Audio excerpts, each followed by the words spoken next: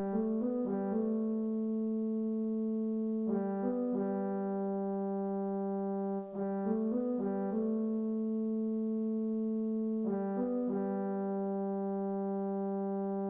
value homeschooling primarily because it allows me to have a relationship with my children. That might sound obvious, but it's not. Think about it for a minute. If you've got your children in an institutional setting, you're abdicating the authority for your parenting to someone else. Implied in that message is you're sending a signal to your children that you are really not relevant, that you have nothing to really speak to or say, that other people are more important than you are. And they pick up on that.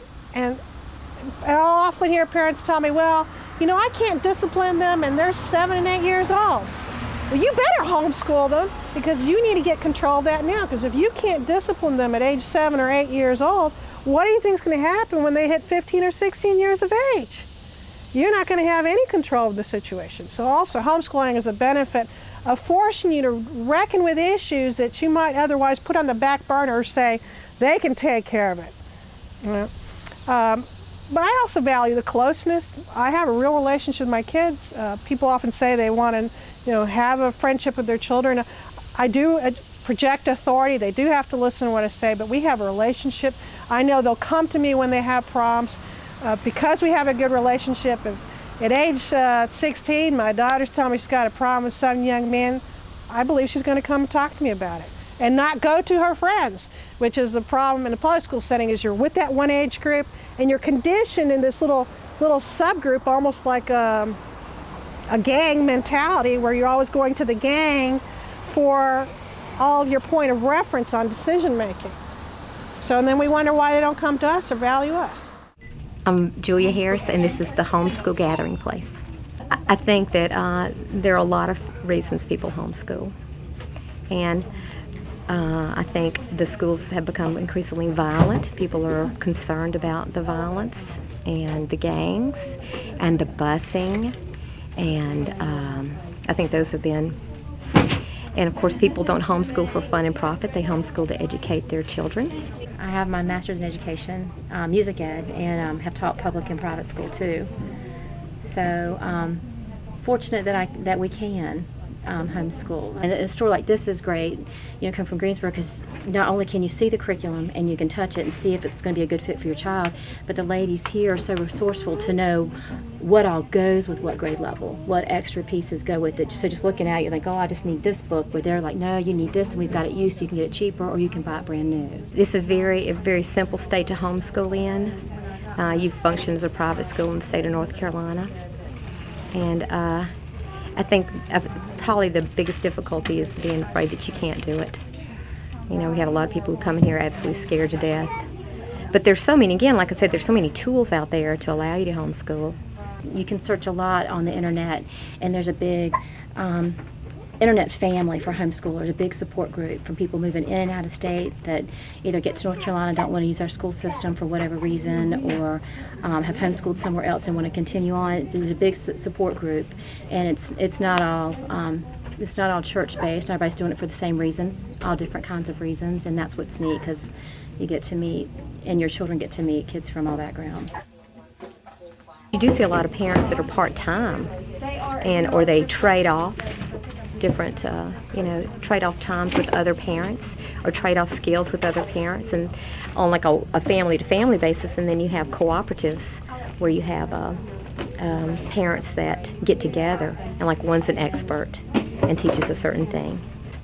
But I know that we continue to grow, and the number of people who come every day new homeschoolers. My oldest daughter begged me to homeschool her. She was actually doing very well in school, and she just could not manage. She'd finish early and got bored, is the bottom line, and started to really be very frustrated by just having to sit there and do nothing. A lot of kids in that setting, in a school setting, and by the way, I used to be in public education policy, so I hung around a lot of schools and evaluated them, saw all sorts of things. A lot of kids, they find find that they don't have enough recess. In fact, most schools don't offer the kind of recess that existed when I was a child. And it was really strange because I had these visions of my child after a while being chained to a desk, because I started to realize that even though you and I, again, in the workplace can get up and stretch or go to the coffee machine, that's not always available to a child in an institutional setting. And because of that, kids get labeled often. I mean, I don't know how many, watch little boys, most little boys that I know are a little bit more physical than girls, and if you try to treat them like they're little girls and they have to sit there and do their schoolwork, all right, in class, and you keep them hours on end, they're going to be doing this kind of routine where they're moving around and wiggling in their chair, okay? And what happens in the current setting is that kids are often labeled, in particular boys disproportionately, in particular kids who are low-income kids, more so, but usually boys who get labeled, and they get medicated. Now, get labeled ADD, variety of different labels. Parents need to understand that because the government system is a government system, it is highly politicized. And that's one manifestation of it being politicized, is that the school system, the actual school, receives an extra $2,000 plus. It's probably more now than it was first started the program. For every child that gets labeled. The pharmaceutical industry is the main lobbyist and beneficiary of kids getting labeled, because then they get recommended for medication, to be medicated for, probably the rest of their youth. And consequently, because they are labeled as such, they get put on a different educational track, and this frustrates a lot of parents. Obviously, in the educational setting that I'm doing with my children can get up and go get a drink of milk if they need to. They can go stretch. I can tell them, okay, you've been at it for 1 hour, go ride your bike down the street. And I know that might sound really trivial, but when they've gotten their energy out of their system, they can come back and actually focus and do their schoolwork. So that's one way. Another example would be simply curriculum, which I think is what people usually think of when they think about education. I can follow things that are unorthodox from the perspective of a traditional school setting. Remember, a teacher's got to do 20 plus kids, and because of that, she's constrained what she can do with them. I can do things that are more creative. For instance, with my girls, we started off doing history with field trips. Then we did historical novels. Obviously, historical novels are not always accurate. However, they gave them a context on a particular place in history.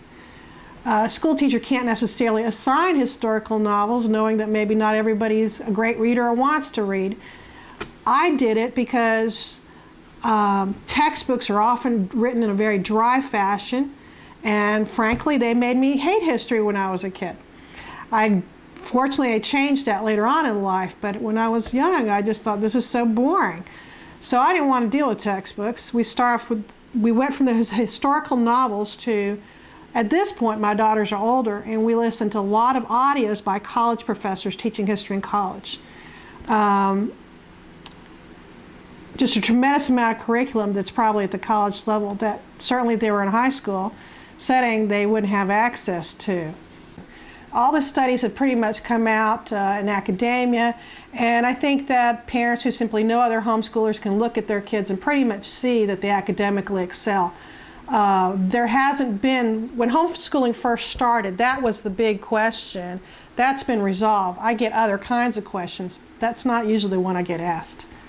A lot of people who said they would never homeschool are starting to homeschool now. And I think it started out as being more of a particular part of the population, but now with just different things that are going on, more and more people across